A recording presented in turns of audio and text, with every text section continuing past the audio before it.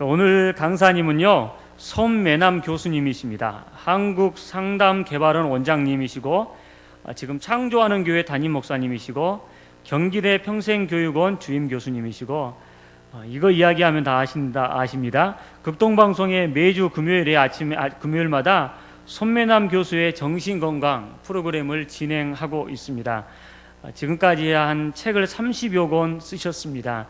오늘은 뇌의 건강, 나의 건강이라는 제목으로 손매남 교수님 나오실 때 우리 큰 박수로 환영해 주시길 바랍니다. 기도하겠습니다. 좋으신 하나님, 감사합니다. 때마다 일마다 함께 하여 주셔서 우리의 삶을 지켜주게 하여 주시고, 주님이 오실 때까지 우리 내 영과 혼이 흠없이 보존되기를 원하는 주님의 뜻을 실현하게 하여 주시옵소서.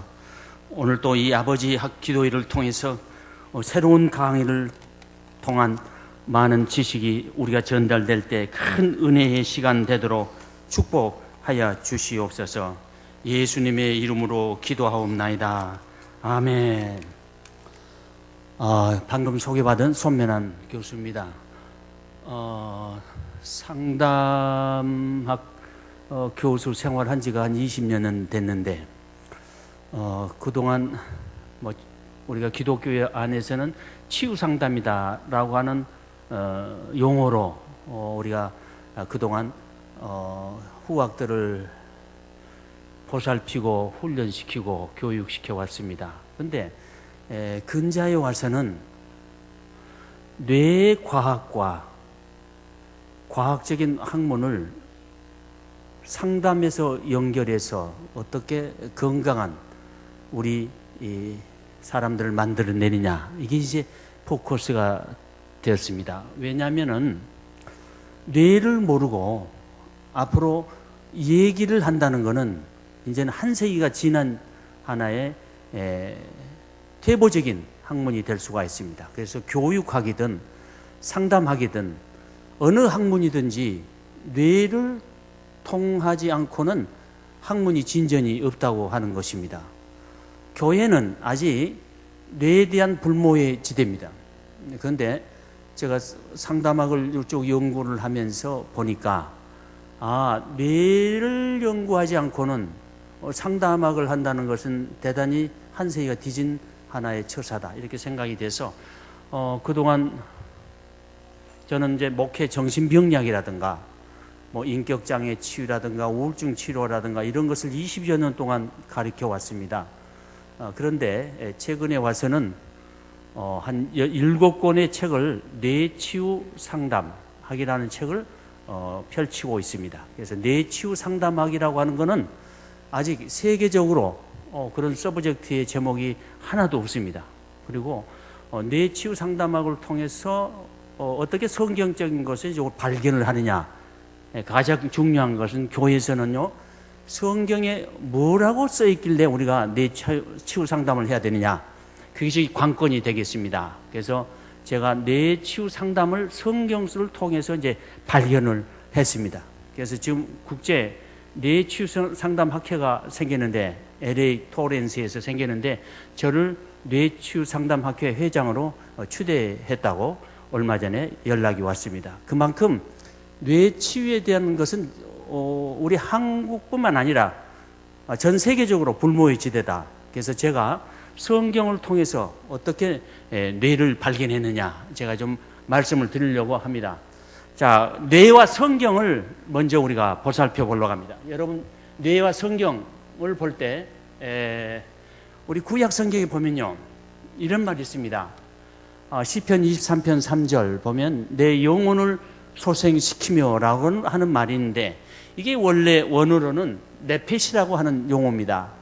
그런데 이거를 갖다가 우리가 헬라어로 쓸 때 영혼을 갖다가 푸스케라고 쓰고 있습니다. 그리고 플러스 소생한다라고 하는 말은 여러 가지 용어입니다. 치유한다, 회복시키다, 이제 등등의 용어로 사용되고 있는데, 그것을 헬라어로 이아트레이라고 그럽니다. 그러니까 푸스케 플러스 이아트레이다. 그 말이 합쳐가지고 P자는 묵음이니까 사이키애트리란 말이 거기서 나온 겁니다. 사이키애트리는 정신의학이란 말이죠. 자, 우리 한번 두 손을 한번 올려볼까요? 자, 손을 높이 올려보세요. 두 손을 쥐고. 여러분, 마음에다가 손을 얹어보세요. 마음에다가. 또, 정신에다가 손을 또 올려보세요. 보세요. 벌써 틀려 있잖아요. 자, 이제 여기서 우리는 이제 문제가 되어 있습니다. 마음이, 여기는 아무것도 없어요. 여기 심장이에요, 여기는요. 마음은 다 여기가 있는 거예요, 여러분. 우리나라는 아직 교육이 잘 안 됐습니다. 미국에서는 이제 다 마음이나 정신이나 다 여기다 올리는데, 아직 우리나라는 마음하면 그냥 여기 가슴에다 손을 얹은 거. 여기 가슴이지, 여기 마음이 아니에요, 여러분. 다 마음도 여기가 있어요. 그러니까, 사이케 플러스 이아테이라. 그래서 사이케트리라는 그 정신의학이라는 용어가 있는데, 정신이 어디가 있어요? 그러면 여러분 손을 얹었죠? 정신이 어디가 있어요? 뇌라고 지금 손을 얹었죠?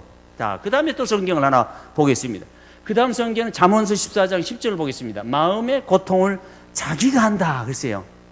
자기를 지금 뭐라고 하냐?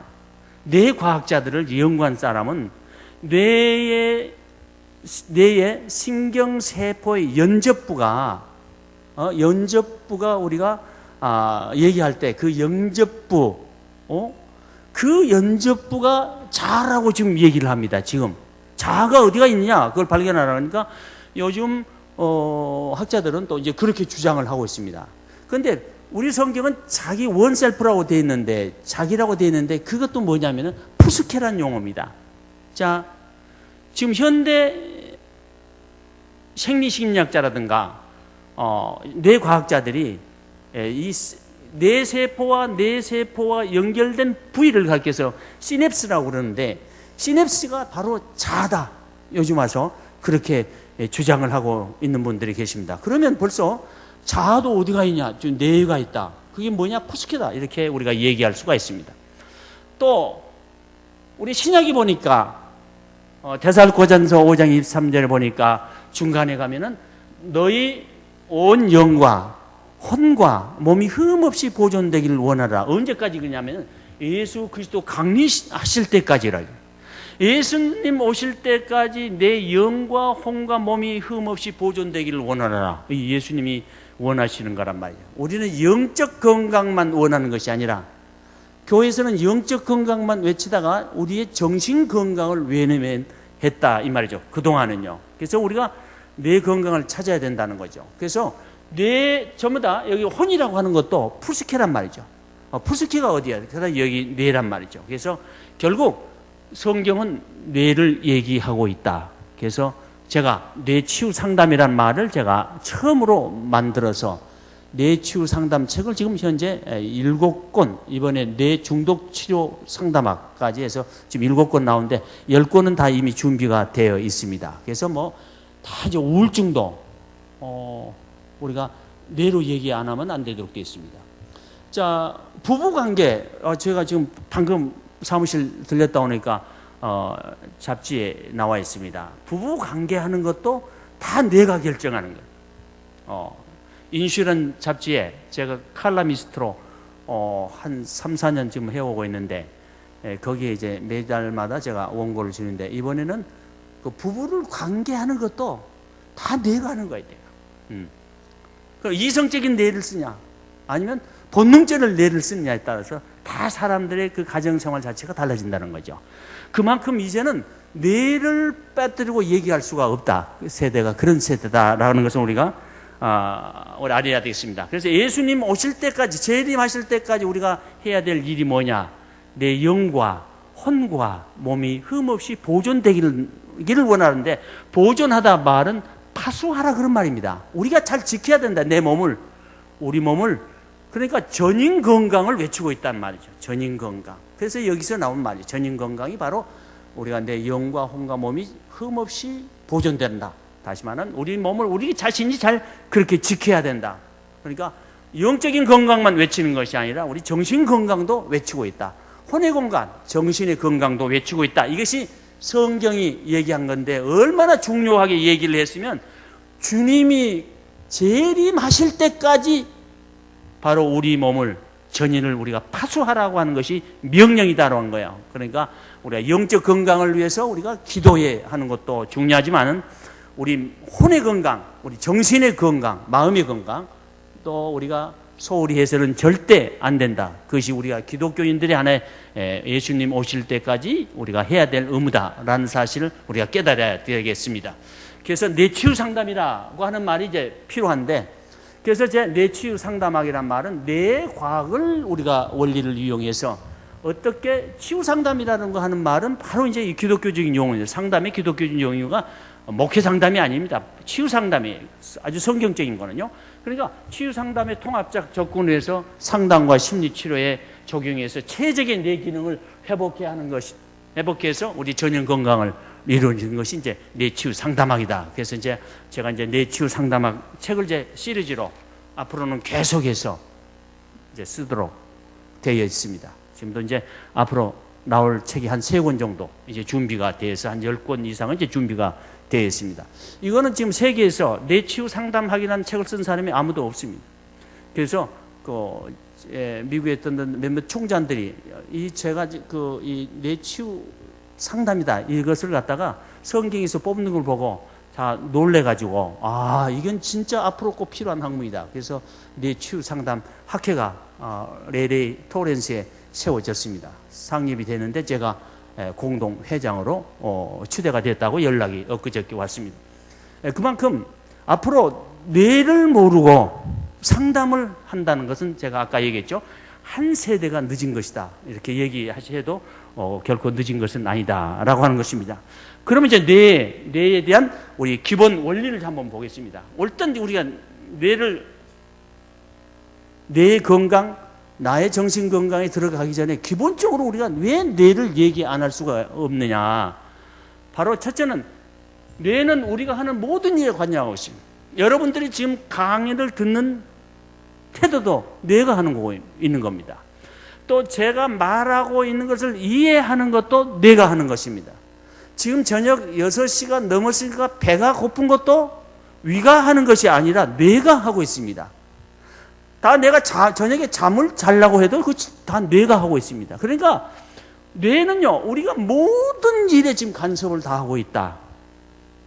뇌를 연구하게 된 근본의 동기는 어떤 내담자가 왔는데 어리벙벙한 내담자가 왔어요. 보니까 어리벙벙하단 말이에요, 이게. 그래서 이게 원래부터 어리벙벙했느냐. 그래서 조사를 해봤어요. 그래서 성적 증명서를 한번 다 떼어갖고 그랬어. 그런데 중학교 때까지는 이상이 없었어요. 그런데 고등학교 때 오면서 이제 문제가 생기기 시작한 거야. 그래서 누구하고 인간관계도 할 줄 모르는 거야. 연애는 꿈에도 생각 못하고 말이야. 누가 말을 해도 잘 이해를 못하는 거야. 그러니까 군대를 갈 나이가 돼서 정식 군대는 못 가고 지역에 관에 근무하는 그걸 뭐라고 하죠? 방위가 돼서 어느 우체국에서 근무를 하고 있어요. 근데 아줌마가, 야, 김일방, 너 뭘 가지고 갔다가 어디다 놓고 그 다음에 논 다음에 거기서 이렇게 해가지고 이리 와. 그러면요, 멍 하고 있는 거야. 그러니까 단순히 뭘 가져와 이렇게 한마디 하면 이해가 되는데, 이걸 가지고 저리 갖다 놓고 거기서 뭘 가져오고 어디 갔다 이렇게 오라고 하면 지금 이게 이해가 안 되는 거야. 그분을 상담을 하게 됐습니다. 그래서 저희들이 이제 뭐 인격장애든지 저희들이 연구기관에서 전부 다 인격장애도 치유하고요. ADHD도 다 치료하고 다 있습니다. 우리나라에서는 저희 한국상담개발원을 따라갈 기관이 하나도 없습니다. 실제 다 치료를 하고 있습니다. 전부 다 뇌 검사를 다 해가지고 다 하고 있습니다. 얼마 전에는 정신분열증도 치료가 돼서 사회에 복귀한 사람도 있습니다.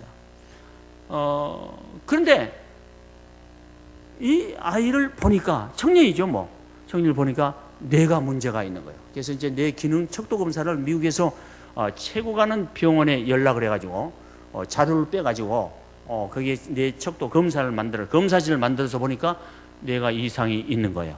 바로 우리가 생각하고 또 이성인 뇌 CEO의 역할을 한 뇌의 CEO 역할을 한 뇌 자체가 문제가 크단 말이에요.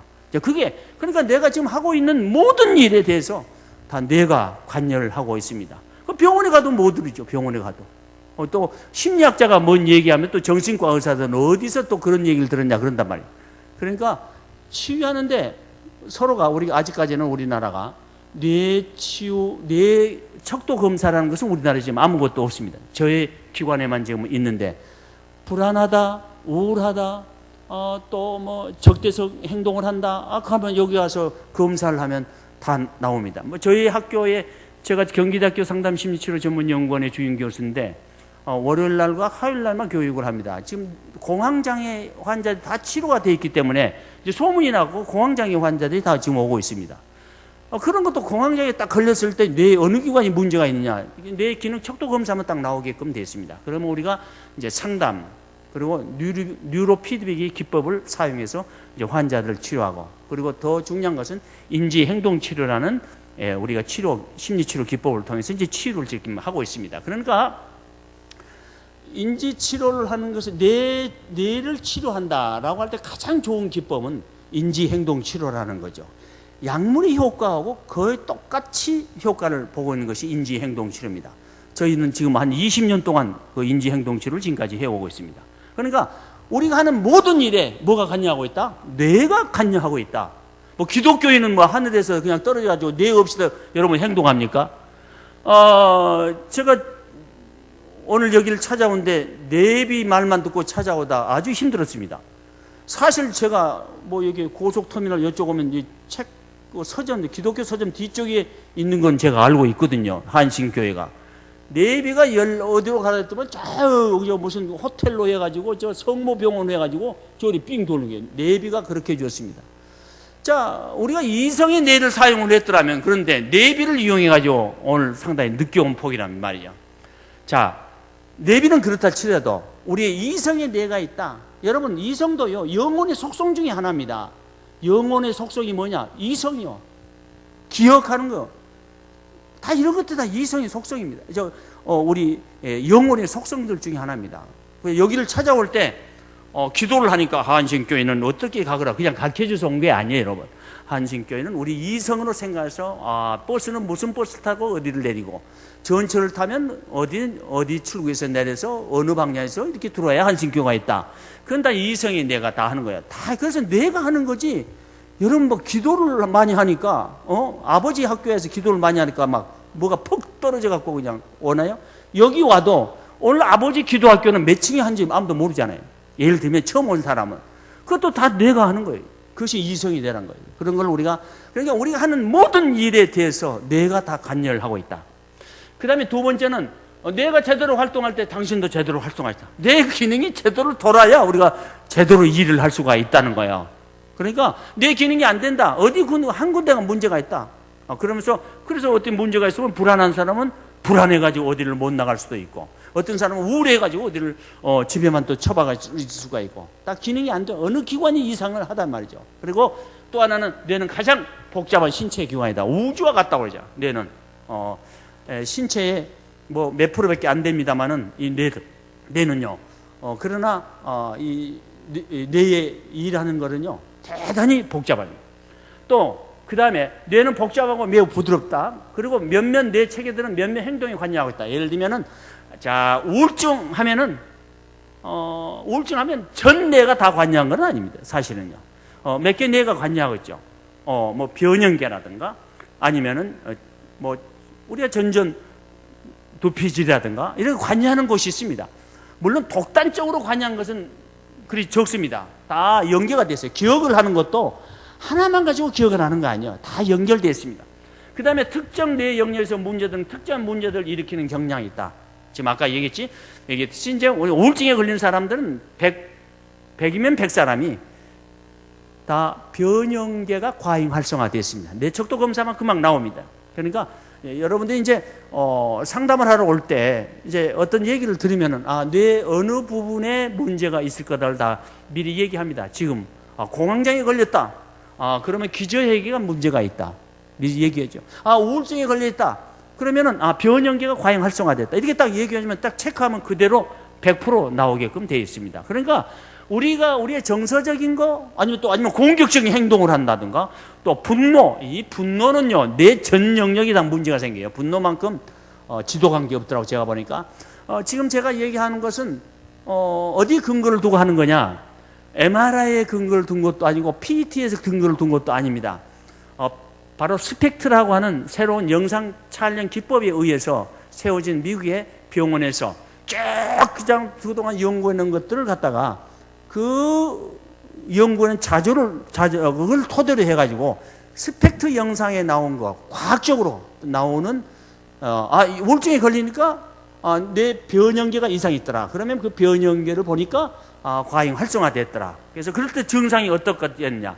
그것을 딱 스타드 해가지고 나온 데이터를 이용해서 저희들이 뇌 기능 척도 검사를 만들어가지고 내담자를 위해서 사용을 하고 있습니다.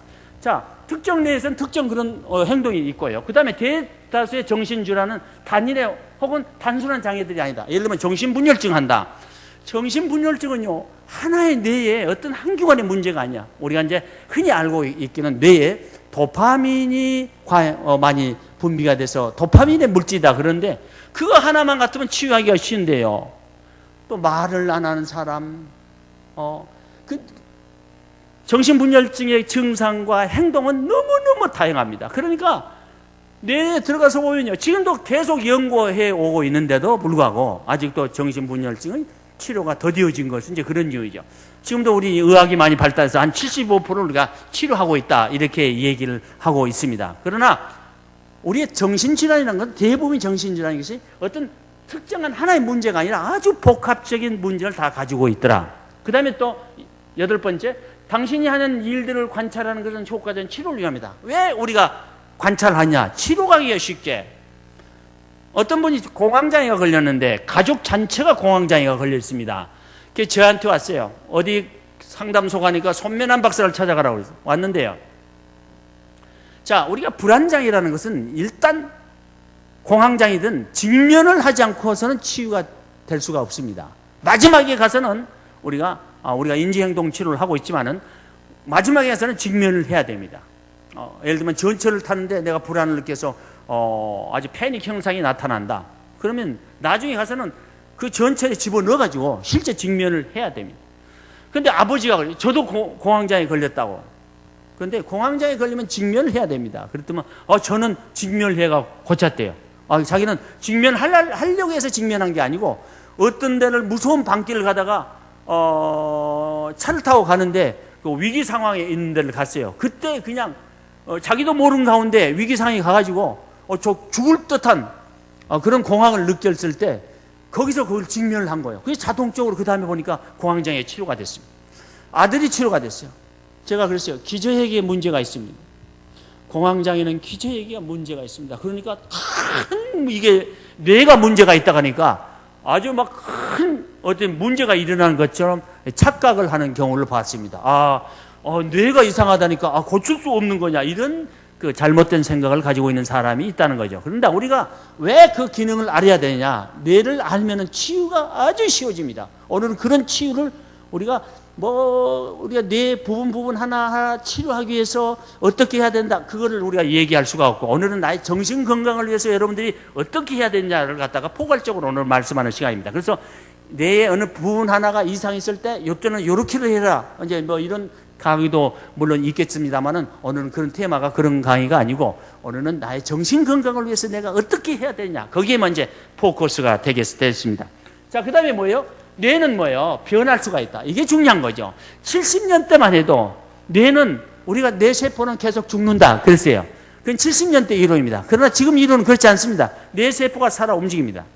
여러분 자녀에게 머리가 나쁘다든가 아니면 성장하는데 더뎠다 그러면요, 제가 오늘 마지막 시간에는 얘기할 수가 없습니다. 너무 짧은 시간이기 때문에 여러분들이 종합 비타민이라든가 종합 미네랄이라든가 아니면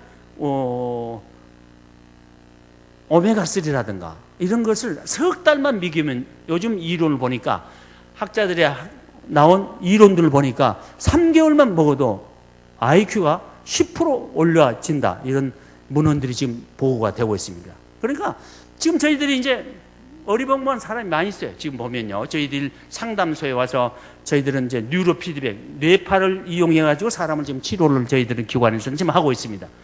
그러면은 이럴 때 우리가 어떻게 해야 되냐? 우리가 지금 방금 얘기했던 종합 비타민 플러스 종합 미네랄 플러스 오메가3 먹어봐라. 진짜 한번 먹여봐라. 그러면 좋아지는지 아닌지. 그래서 요즘 뇌 건강에 좋은 식품들이 많이 나오고 있습니다. 나이가 더 50이라든가 40, 50대 먹으면요, 꼭 비타민 B 컴플렉스를 먹어야 됩니다. B콤을 먹어야 됩니다. 비타민 6라든가 또 비타민 12라든가 또 엽산이라든가 이 세 가지는 두뇌 비타민입니다. 그러니까 어떤 신경적인 문제, 마음의 질병을 가지고 있는 사람들은 다 이게 부족한 거예요. 정신분열증에 걸린 사람도 마찬가지입니다. 우울증에 걸린 사람도 마찬가지입니다. 그러니까 이 세 가지 두뇌 비타민은 여러분들이 나이가 드시면 여러분들이 필연적으로 먹으라고 제가 권장을 하고 있습니다. 방송을 통해서 얘기할 때 비타민 B 컴플렉스 이런 걸 먹으라 그러면 우리나라는 비콤이 있잖아요. 비콤이라는 말을 얘기를 못하니까, 상표니까 얘기를 못하니까 전화를 걸어가지고 그 약이 뭐냐.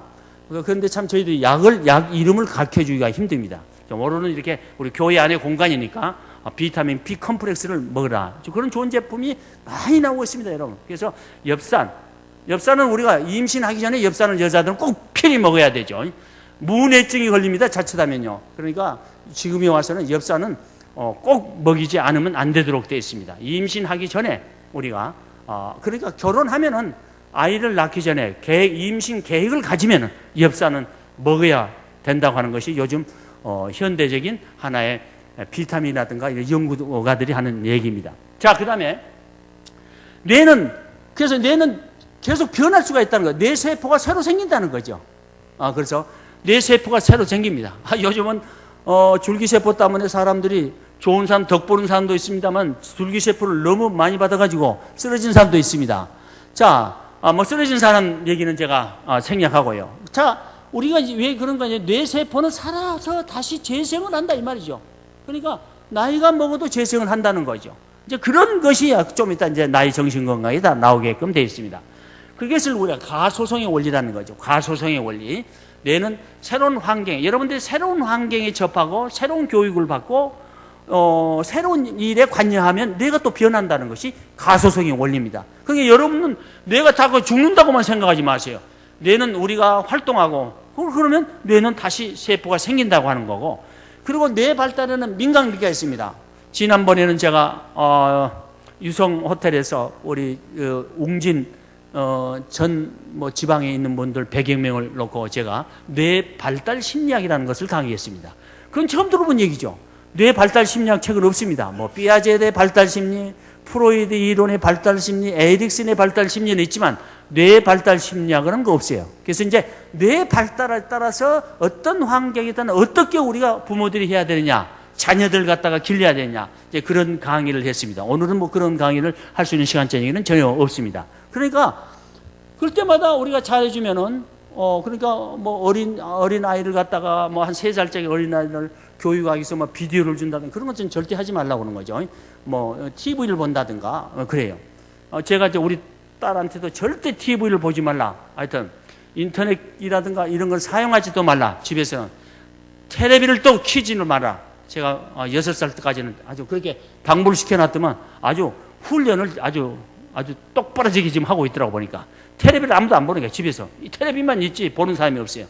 그렇게 해서 여러분들이 고생을 좀 해야 돼. 부모님도 정 보고 싶으면 애기 없을 때 요즘 스마트폰으로도 볼 수가 있잖아요. 여러분 그런 게 있어요. 그래서 민감기라고 하는 것은 왜 생겼냐면은 막 태어난 고양이를 갖다가 한 눈을 가려놨습니다. 3년 동안 가려놨더만 나중에 그 고양이 눈을 못 쓰게 되더라. 영원히 못 쓰는 바로 눈이 되더라는 거죠. 그러니까 시력이 발달할 때 그 발달을 써야 되는데 못 쓰게 되면은 절대 안 된다는 게. 그래서 아이들을 우리가 기를 때 그 각종이 다 민감기가 있다. 뇌 발달하는 기관들이 언제 발달하느냐 이게 따라 달라지겠습니다. 좀 이제 얘기를 하면서 제가 그 민감기를 또 얘기를 하고 또 뇌가 언제 어느 기관은 성숙이 되냐 이런 것도 좀 말씀을 드리려고 합니다. 그 다음에 이제 뇌를 사용하지 않으면 모든 것을 잃는다. 그러니까 뇌는 그냥 계속 써야 되는 거야.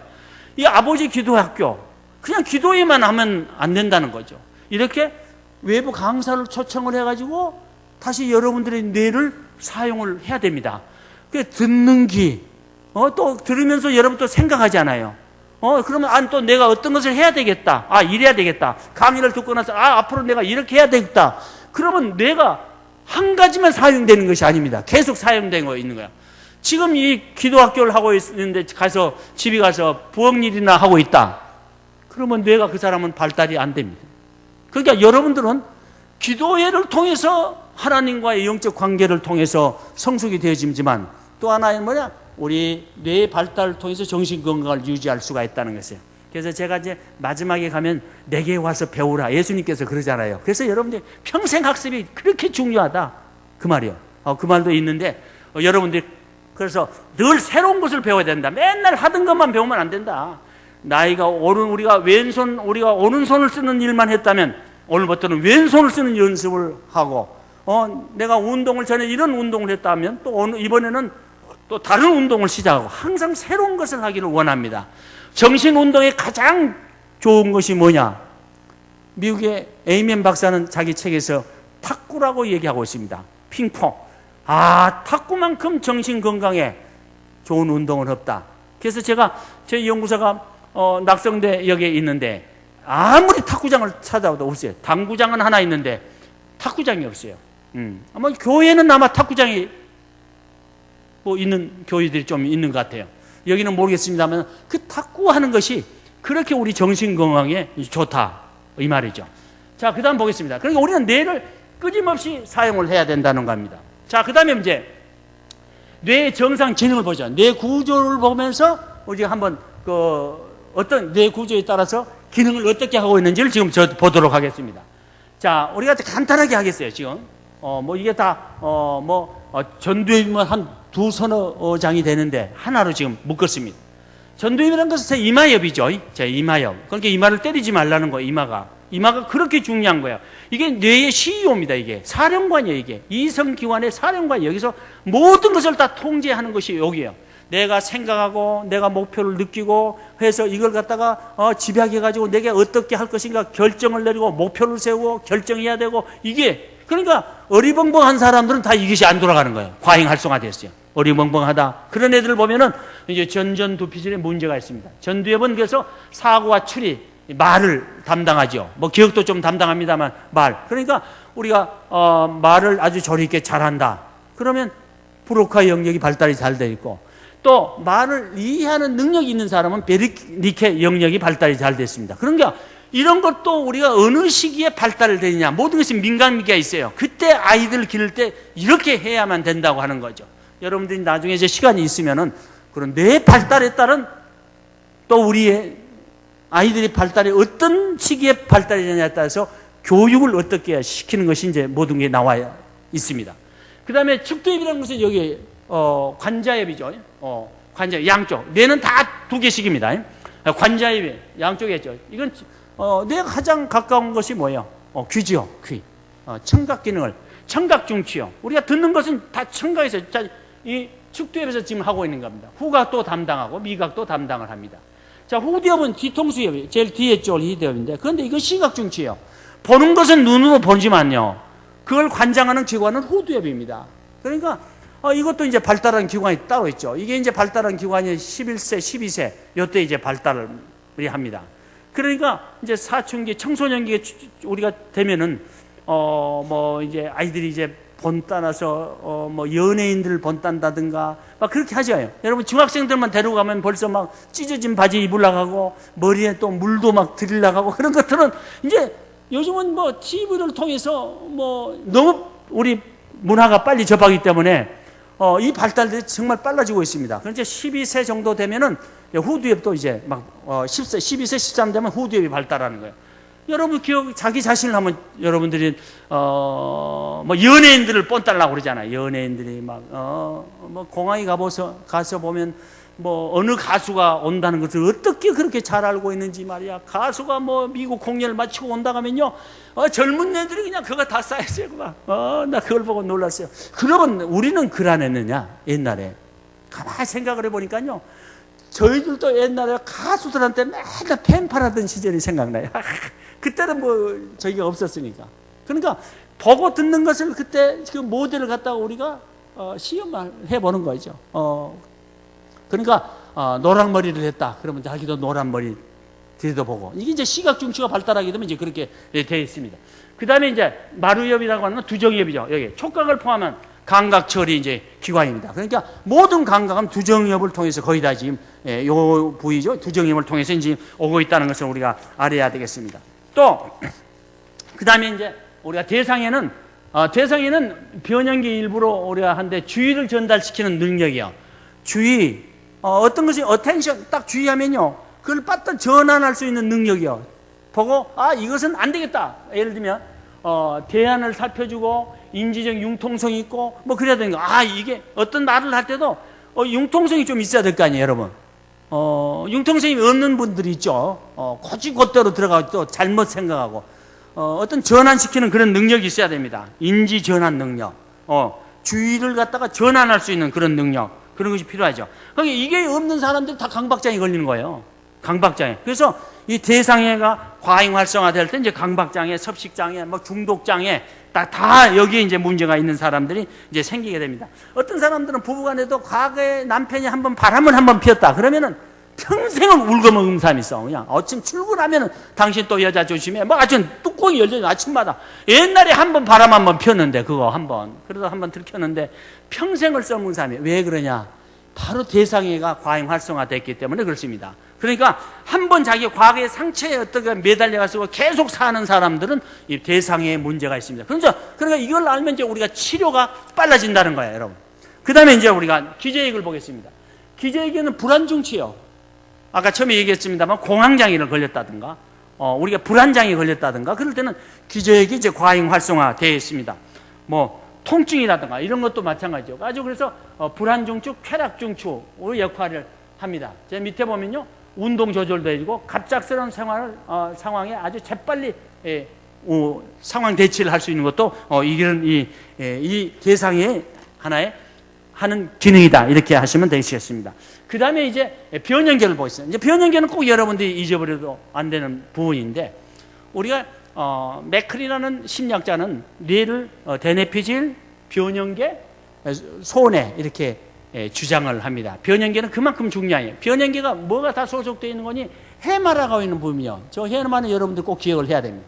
해마를 갖다가 어떤 분은 측두엽 속에다 넣기도 하고 대체적으로 이제 어떤 분들은 변형계에 소속하기도 합니다. 뇌는요 전부 다 연관이 다 돼 있어요.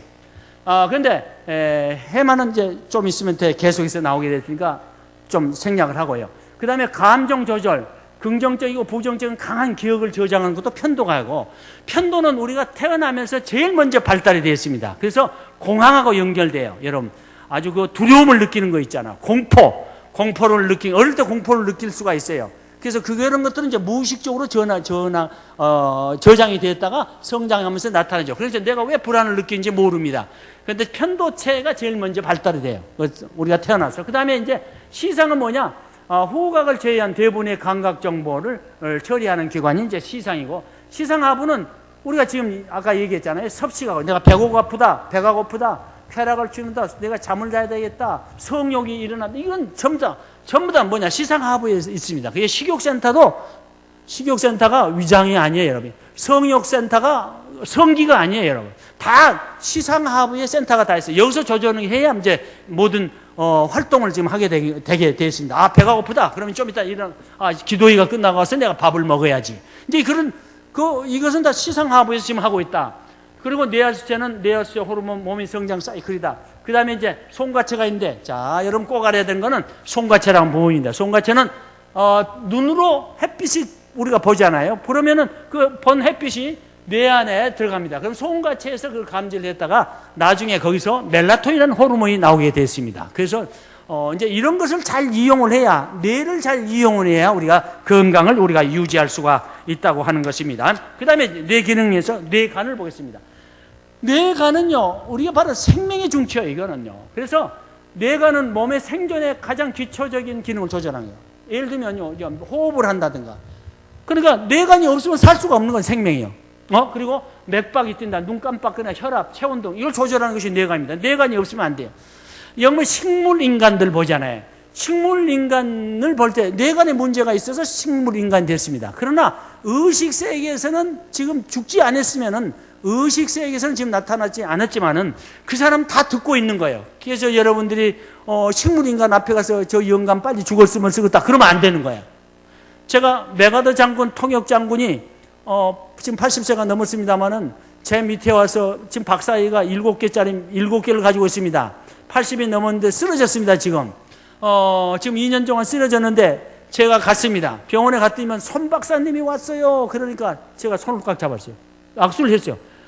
야, 잡아가지고요. 지금 식물인간이에요, 식물인간.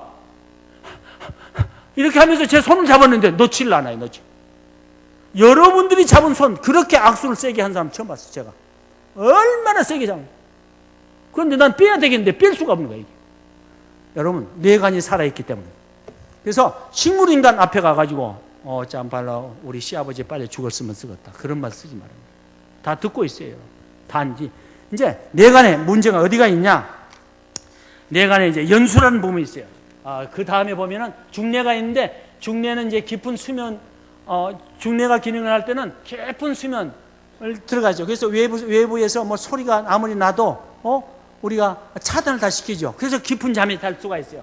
그 다음에 연수가 고장이 나면 이제 생명이 끊어지는 거예요. 왜냐하면 저기서 수면 중에 호흡을 하고 심장이 뛰고 혈압을 조절하고 땀을 나오게 침을 나오게 여기서 다 운동을 다 하고 있어요. 자율신경이 여기서 움직이기 때문에 여기에 고장 나오면 이제 사람은 그냥 죽는 거란 말이죠. 그 다음에 또 보겠습니다. 뇌교가 있죠. 뇌교는 아주 중요한데 그게 뭐냐?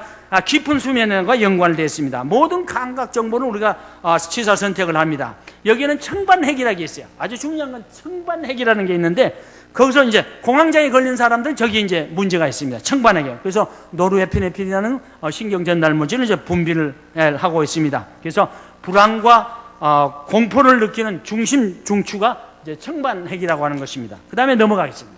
그 다음에 이제 망상체가 있는데, 자, 망상체. 참, 이 망상체는 오늘 정신건강에 아주 대단히 중요한 부분을 차지하고 있습니다. 망상체는 아침이 되면 깨어나는 겁니다, 여러분. 자, 아침이 되면 깨어나야 돼요. 근데 여러분들이 아침이 되었는데도 깨어나지 못한다. 새벽 기도를 하고 가서 또 잠잔다. 그분은 지금 잠잔 스타일이 잘못된 사람입니다. 일단 내가 깨어나서 활동을 해줘야 되는 겁니다. 여러분이 새벽 기도를 지금 몇 시에 하는지 모르겠지만은 새벽 기도가 끝나고 또 집에 와서 잠자는 사람이 많이 있습니다. 제가 목회 한 몇 년을 하다가 미국을 갔는데 5년 하다가 가는데 그때 아침에 가서 기도회 하고 마치고 와서 잠을 잔 경우가 많은데 그때 꿀잠이야, 꿀잠. 그때. 그런데 그게 잘못된 거란 말이죠. 그러니까 그러려면 왜냐하면 뇌가 아침이 되면 각성이 돼야 된다. 그래서 뇌간에 망상체가 딱 각성이 되는 겁니다, 여러분. 각성이 되면 그때부터는 뇌가 각성이 되기 때문에 움직인단 말이에요. 근데 내가 새벽 기도를 하고 또 잠이 왔다 그러면요. 각성되지 않는 상태에서 기도를 했다 그 말이에요. 그렇다면 하나님이 그 기도를 잘 응답을 했겠느냐? 저는 생각할 때 응답이 안 됐다. 아마 그렇게 생각해도 과언이 아닐 겁니다. 그러니까 우리가 여러분의 기도회가 여러분에 따라서 몇 시에 꼭 해라. 그건 뭐 시간은 없습니다. 제가 뇌과학적으로 볼 때 가장 이상적인 시간이 새벽 6시입니다. 왜 6시냐면 이때 5시, 6시 되면은 뇌간에 있는 모든 이 망상체의 신경 조절 물질이 다 분비됩니다. S는 세로토닌이라는 물질이, 행복 물질이 이제 분비가 되기 시작합니다. 그 다음에 노르에피네프린이 또 청반핵에서 분비가 되기 시작합니다. 또 도파민도, 에너지원인 도파민이 활성화되기 시작합니다. 그 다음에 뭐예요? 아세트콜린도 이제 나오기 시작합니다. 그러니까 전부 다 신경 전달 물질이 지금 나오게 돼 있단 말이죠. 이게 지금 나오면 우리가 뇌는 각성이 돼야 된단 말이에요. 아침에 아이가 일어나서 막 짜증을 부린다. 그 문제가 있는 겁니다. 그거는 우울증 걸린 아이들은 거의 다 아침에 짜증을 부립니다. 짜증을 부리고 또 깨면은 뭐 더 5분 더 그러고요. 그 5분 더 자고 일어나서 깨우면 또 짜증을 부립니다. 5분 더. 그러다가 이제 지각을 합니다. 지각을 할 때 또 어머니가 자동차를 태우고 갑니다. 그것은 절대 해서는 안 되는 행동입니다. 왜냐하면 뇌간에서 망상체가 지금 깨어 있어야 되는데 깨어 있지 않는 채로 다시 학교를 가게 돼 차 안에 가 있기 때문에 햇빛을 보지 못하니까 아직 깨어나지 못합니다. 그러면 그 아이는 다시 학교 가서 또 자게 돼 있습니다. 우울증에 걸린 아이들이 거의 다 그렇습니다. 그런 형태를 취합니다. 그리고 선생님이 뭘 하면 대듭니다. 그것이 우울증에 걸린 아이들의 특성입니다. 그러니까 아침에 우리가 신경 전달 물질이 그때가 분비가 되기 시작합니다. 가장 이상적인 시간이에요. 이제 잠에서 제가 잠을 얘기할 때 좀 이따 얘기를 하겠습니다. 자, 망상체는 그래서 우리가 밤에 됐을 때 커피를 마신다. 그러면 잠이 안 오게끔 되어 있습니다. 망상체의 치명인데 아데노신이라는 호르몬이 있는데 우리가 피곤해서 우리가 잠을 자도록 되어 있습니다. 그런데 그 피곤을 카페인이 들어가면서 다 방해를 해버립니다. 그래서 잠을 못 자게 하는 거예요. 그래서 저녁이 되면 술을 먹는다든가 절대 안 좋은 행동들입니다. 그것은 뇌를 다 각성시켜 버리기 때문에 그렇습니다. 그래서 이 망상체는 빛이라든가 소리라든가 통각, 자극 반응에 대단히 민감한 분입니다. 이것이 이제 우리가 뇌를 갖다가 정신 건강에 유지하는 가장 획기적인 이제 방식입니다. 뇌를 알면은 우리가 치유 방법, 정신 건강의 방법을 우리가 알 수가 있다는 겁니다. 다 그다음 보겠습니다. 손에는 몸의 균형을 조절을 해주는 겁니다.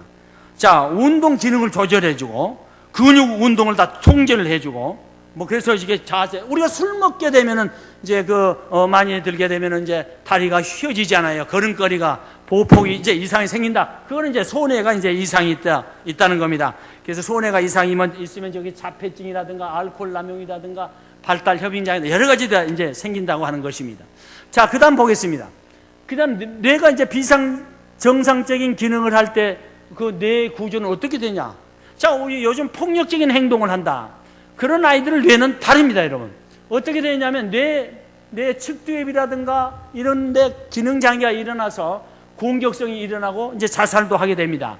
그래서 우리가 자살한 사람들은 65%가 척두의 기능 장애를 가지고 있습니다. 자살은 신앙 때문에 신앙이 없어갖고 자살한 게 아닙니다, 여러분. 기도를 안 해가지고 자살하는 게 아닙니다. 뇌가 하는 겁니다, 뇌. 그래서 뇌의 이상에 뇌의 문제 때문에 다시 말하면 정신병리의 결과다. 자살을 우리가 그렇게 보는 것이 가장 이상점입니다. 다 자살한 사람들은 우울증에 걸렸을 때 우리가 15%는 자살합니다. 정신분열증에 걸렸을 때 15%가 자살합니다. 조울증에 걸렸을 때도 자살을 합니다. 여러분 알코올 중독에 걸렸을 때도 15%는 자살을 합니다. 그러니까 이 자살을 하러 한 것은 내가 고의적으로 자살을 한 게 아니다. 심리적인 뇌의 이상에 의해서 이제 자살을 한다. 여러분 이렇게 생각을 하시면 되시겠습니다.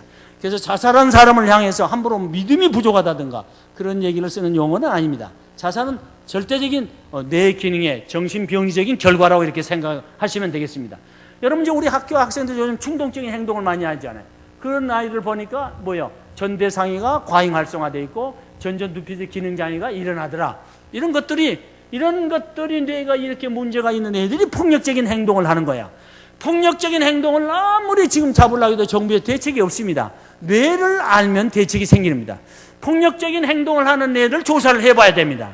아직 우리나라는 스펙트 촬영이 그렇게 병원마다 그렇게 보편화되어 있지 않은 것 같습니다. 미국에서 스펙트 촬영을 아주 가장 많이 하는 기관이 미국의 에이멘 병원인데 크리처입니다. 그분은 자기의 생명을 걸고 하나님께서 주신 사명이라고 생각하고 사람마다 오면 다 뇌 촬영을 합니다. 자기 어머니도 촬영을 하고요. 그냥 기분 나면 그때마다 다 촬영해가지고 하나의 설문지를 또 만들기도 하고 이제 그렇습니다. 그래서 스펙트 촬영을 아주 가장 효과적으로 움직인 병원이 미국에서 딱 하나 있는데 그것이 에이멘 병원이라는 거예요. 자, 거기서 이제 나온 데이터들을 전 데이터 또 MRI 데이터 여러 가지 데이터를 위해서 제가 한 책을 보고 이게 만든 게 아니라 여러 가지 책을 보면서 이렇게 만들었습니다. 불안한 사람들은 아까 기저에게 과잉 활성된 보편적으로 다 나옵니다. 그 다음에 측두엽이든지 측두엽의 기능 장애가 있다. 그러면 정서가 불안정하죠. 그러니까 아침에 정서가 불안해져 짜증을 내고 막 공격적인 행동을 하고 화를 내고 하는 애들은 다 기저에게 문제가 있습니다. 제가 방송을 통해서 뇌의 기능 장애와 정신병리 가지고 꽤 오랫동안 강의를 했습니다. 하나하나씩을 전부 다 강의를 했습니다. 그런 것을 또 하나 이렇게 모아가지고 만들어 봤는데요. 또 불안한 사람들이 또 분노를 가진 사람들은 측두엽에 보세요. 다른 것과 달리 분노하는 사람들은 뇌 구조의 이상이 너무너무 많잖아요. 너무너무 많죠. 지금 제가 방송을 통해서 이제 부부간의 문제를 다루고 있습니다. 부부간의 문제를 다루는데 부부간에 행동하는 것도 다 뇌의 문제인데 또 하나 지금 요즘 엊그저께 하는 것은 뭐냐? 부부가 외도를 할 때 어떻게 해서 외도가 일어나냐? 외도의 원인을 지금 방송을 하고 있습니다. 그것도 다 뇌가 하는 겁니다. 어린 시절에 애착 단계를 어떻게 경험했느냐? 탐험의 간 단계를 어떻게 잘못 경험했느냐에 따라서 외도가, 우리가 성장해서 외도가 일어난다고 하는 사실을 지금 방송을 하고 있습니다. 어린 시절에 잘못된 경험, 채우지 않는 어떤 욕구가 뇌 속에 저장이 됐다가 우리가 결혼 생활을 통해서 배우자가 그 자기의 약점을 건들 때 그때 이제 외도가 시작된다고 하는 뇌과학적으로 외도를 지금 설명을 하고 있습니다. 자, 그런데 분노를 보면요. 분노는 대단해요. 지금 뇌가 전체가 다 막 이상이 다 오잖아요. 그래서 분노는 대단히 심각합니다. 분노라고 하는 것은 뇌 기능에 여러 가지 문제들이 다 한꺼번에 생긴다. 이렇게 여러분들이 생각하시면 되겠습니다. 그 다음에 이제 부정적 사고를 보겠습니다. 교회도요, 아주 부정적인 사고를 많이 하는 사람이 있어요. 제가 집사 시절에요, 우리 교회를 다니는데요. 어떤 아주 가장 엘리트 집사인데, 그분은요, 교회에서 하는 것마다 다 반대하는 거예요. 안 돼, 뭐 사자가면 그냥 그 사람이 반대면 교회 집사들은 다 모든 집사는 그냥 꿀먹은 벙어리가 되고 아무 얘기를 못 합니다. 그 부정적인 사고를 늘 하는 거야. 그거는 아주 대단히 위험합니다. 그런 사람들은 심층 변형계가 과잉 활성화되어 있고 전대상이가 과잉 활성화했다. 이런 사람들은 자동적으로 예. 우리 학교에 상담학을 배우는 사람도 가끔 이런 사람이 한두 명씩 낍니다. 그런 거. 왜냐하면 문제가 있어가지고 치료를 받으러 왔는데도 불구하고 자기의 지금 현재 기능의 이상은 표현이 되게끔 돼 있어요. 그러면 아주 힘들어지죠. 그 다음에 강박장애 걸린 사람도 전대상이가 과잉 활성화됐다든가 전전두피질에 기능장애가 일어났다든가 또 반사회적 인격장애는 전전두피질에 문제가 있죠. 왜냐하면 이게 이 전두엽의 가장 앞쪽에 이제 전전두피질이라고 합니다. 여기에서 통제를 해줘야 하는데 통제할 수 있는 능력이 없는 거예요. 그래서 반사회적 인격이 일어나는 겁니다. 자, 전대사이가 또 문제가 되어 있고요. 자, 우리가 청소년들이 왜 지금 폭력적인 행위가 문제가 되느냐? 전대상해가 지금 그 기능을 제대로 발휘하지 못하고 있습니다. 변형계 자체는 한 10세나 12세에 성숙이 되어집니다. 그것이 감정의 중추입니다. 감정으로 세상을 바라보는 거예요. 그래서 자기 감정대로 행동하는 거예요. 그러면 그 감정의 행동을 이 이성의 뇌가 이 전두엽에서 그걸 통제를 해야 하는데 전두엽은 아직 통제할 능력이 없습니다. 왜냐하면 18세나 25세 안에 그때 가야 완성이 되기 때문에 그렇습니다. 그래서 전두엽이 아직 그 기능을 발휘하지 못하기 때문에 그리고 감정의 중추 변형계는 성숙이 되어 있기 때문에 아이들이 지금 말이야 이제 초등학교 좀 5, 6학년만 돼도요 지금 대단히 심각한 문제를 초래하고 있는 것은 뭐냐? 다 뇌의 문제다. 이렇게 생각하시면 되겠습니다. 그 다음에 이제 우리가 하나 살펴볼 수 있는 거는 뭐야? 우울증이죠. 자, 우울증은 아까 얘기했지만 변형계, 심층 변형계가 과잉 활성화됐다든가 또 주의력 결핍 장애는 심층 변형계란가 전전두피질 앞에 전전두피질 기능 장애가 일어난다든가 소뇌가 기능 이상이 난다든가. 그래서 이제 우리가 ADHD를 제가 이제 작년인가 ADHD에 대해서 세미나를 했습니다. 지금은 우리가 ADHD를 두 가지로 보고 있지만은 저희들은 그것을 그렇게 보는 게 아니라 스펙트 촬영을 해가지고 뇌 기능에 어느 기능에 이상이 있었느냐에 따라서 증상이 다 다르더라. 그것을 가지고 책을 만들어가지고 세미나를 한 적이 있습니다. 그러다 보니까 이제 뭐 ADHD 환자들이 많이 왔습니다. 지금 계속해서 치료를 하고 있습니다. 저희들은 이제 뉴로 피드백 기법을 통해서 우리가 지금 하고 있습니다. 그런데 그동안 우리가 ADHD를 볼 때 단순히 그냥 막 그 증상, DSM-4에 나타난 그런 증상만 가지고 약물요법을 할 것이 아니라 우리는 이제 더 세부적으로 우리는 할 수가 있다. 이런, 영역들이 지금 과학적으로 지금 밝혀지고 있습니다. 그래서 주의력 결핍 장애가 지금 한 학급에 몇 사람씩 됩니다. 초등학교 가면요. 한 5사람 정도 된다고 해도 과언이 아닙니다. 요즘. 그렇게 지금 많이 되고 있습니다. 우리 그 삼성의료원에서 몇 년 전에 학습장애라고 여겨지는 학생들을 조사를 해보니까 우울증이 1위였고 그 다음에 주의로 ADHD가 2위였고 학습장애는 3위였습니다. 그만큼 우리가 학습장애라고 여겼던 애들이 다시 말하면 지금 우울증이 많다. 그러니까 지금 어린이 우울증이 대단히 심각하다. 이렇게 생각을 하시면 되겠습니다.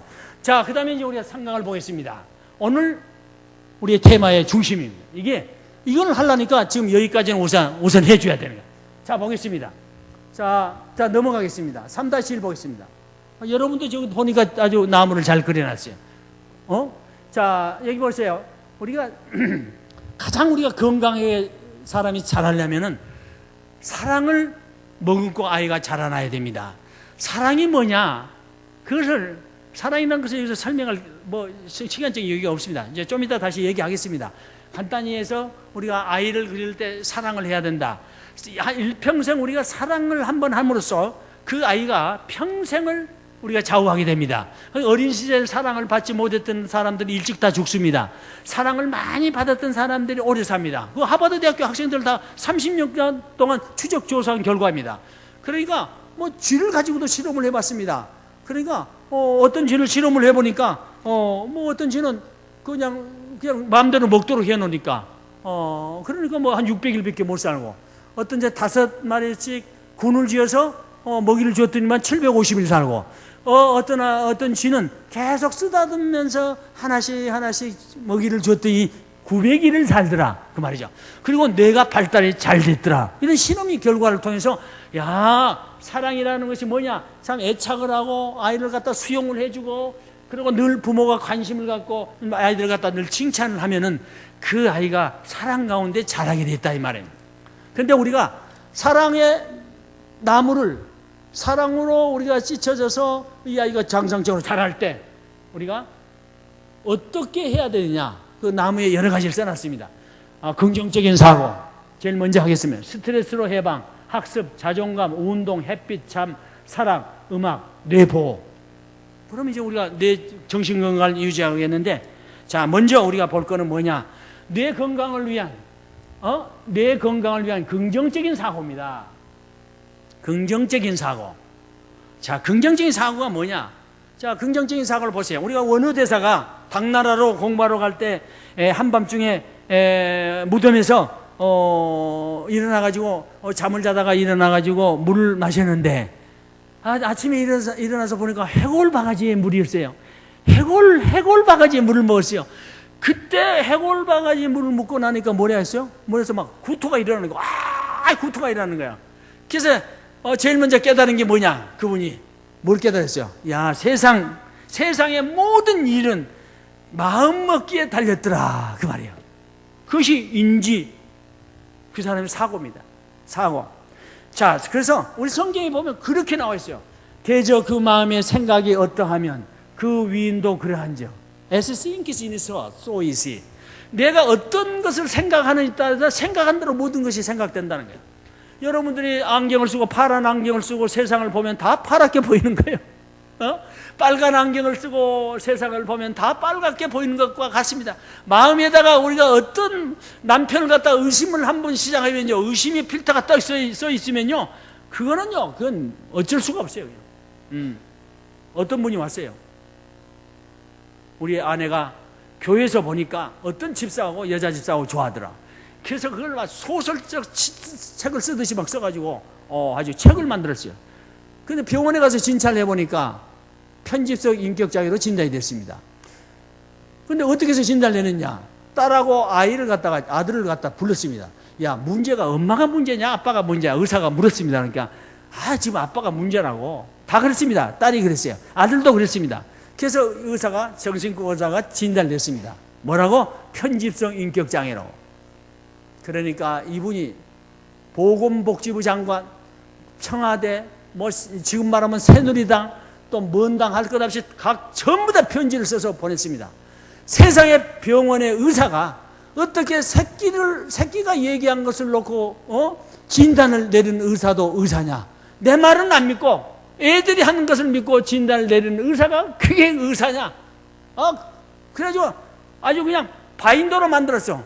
왜? 아내가 교회 가서 행동하는 것을 다 그 남자하고 하는 걸 다 적어놨단 말이에요. 필터를 쓰고 보니까 다 그렇게 보이는 거예요. 그분은. 그러니까 한번 필터가 그렇게 써야지면 안 돼요. 이게 생각이죠. 자기 생각이 그렇게 써야지면 우리가 고치기가 대단히 힘들죠. 우울증에 걸린 사람들이 다 그런 부정적인 사고를 해요. 여러분, 남편이 죽었다. 그러면 자녀가 죽었다. 나 앞으로 어떻게 살아? 벌써 부정적인 사고 들어가죠. 우울증에 걸린 사람들, 불안장애를 걸린 사람들, 공황장애를 걸린 사람들, 할 것 없이 전부 다 사고에 문제가 있습니다. 그래서 우리가 뇌 건강을 위해서 가장 좋은 치료 기법이 인지행동 치료입니다. 그래서 이 사람들은, 우울증에 걸린 사람들은 뭐냐? 자신과 환경과 미래를 다 부정적으로 생각한다. 아, 나는 쓸모가 없어. 난 가치가 없어. 이제 그렇게 생각을 한다는 거예요. 그래서 이제 부정적인 사고를 많이 합니다. 그래서 부정적인 사고는 우리가 비합리적인 사고 또는 당위적 사고 이런 것들이 있죠. 이런 사고가 당위적 사고라는 것은 뭔가를 꼭 해야만 한다. 이런 거. 우리는 완벽해야 된다. 예수 믿는 사람은 완벽해야 된다. 가능할까요? 가능하냐 이 말이야. 여러분 한번 생각해 보세요. 예수를 믿는다 해서 우리가 완벽해질 수가 없어요. 인간이요. 예수님과 우리가 다른 점이 뭐야? 예수님은 신성의 100%와 인성의 100%를 지는 분이고 우리는 인성을 지는 분이야. 우리가 신성을 100% 지는 예수님과 똑같은 거 아니에요, 여러분. 그러니까 사도 바울 책을 보면요, 전부 다 완전한 자, 온전한 자 막 그렇게 써 있어. 저는 숨 막혀요. 어떻게 그렇게 행동할 수가 있어? 오늘도 우리는 분노도 일으킬 수가 있고 사소한 일에도 얼마든지 부정적인 사고로 생각할 수가 있고 싸울 수도 있고 뭐 그럴 수가 있습니다. 그러니 우리는 예수님처럼 할 수는 없는 거예요.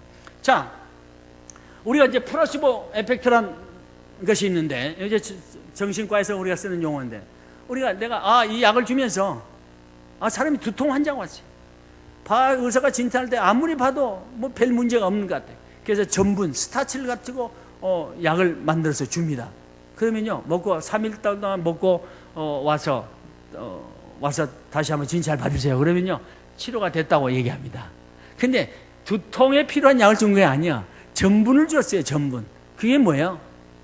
바로 플라시보 에펙트란 말이에요. 우리 교인은 오면은 복을 받는다. 그거 좋은 얘기예요, 그건요. 진짜 그렇게 믿으면 복을 받는 거야. 근데 뭐 그게 복을 받아? 우리 교회에 오면 치료를 받는다. 여러분들 가셔는 항상 그렇게 얘기를 해야 돼요. 그러면 진짜 그렇게 믿고 온단 말이야. 저 약국 가면 신경통 약이 나는다. 그러면 반은 이미 나서 가는 거예요, 여러분. 그것이 플라시보 에펙트예요. 그래서 정신과에서는 그런 거를 많이 쓰고 있어요. 제가 월남 생활할 때 약제실에 있었습니다. 그래서 이제 환자들이 막 머리가 아파서 옵니다. 그러면 제가요, 두통약을 준 적이 없습니다. 전부 다 식염수 있잖아요. 타브레트로 되어 있어요. 타브레트. 정제로 되어 있답니다. 식염수가 정제로 된 거 있어요. 그럼 정제로 준 거 다 줘요. 그러면 다 나섰다고 그럽니다. 안 나섰다는 사람이 없어요. 월남에서는 물론 땀도 많이 흘리니까 머리도 아플 수가 있지만 플라시보 에펙트의 하나의 원리일 수도 있습니다. 자, 그래서 노시보 에펙트라는 것은 부정적으로 생각하면 모든 것이 부정적이라는 거예요. 그래서 잠언서 23장 7절이 아주 우리 인지 구조에 대해서 아주 정확히 설명하는 거예요. 바로 대저 그 마음의 생각이 어떠하냐?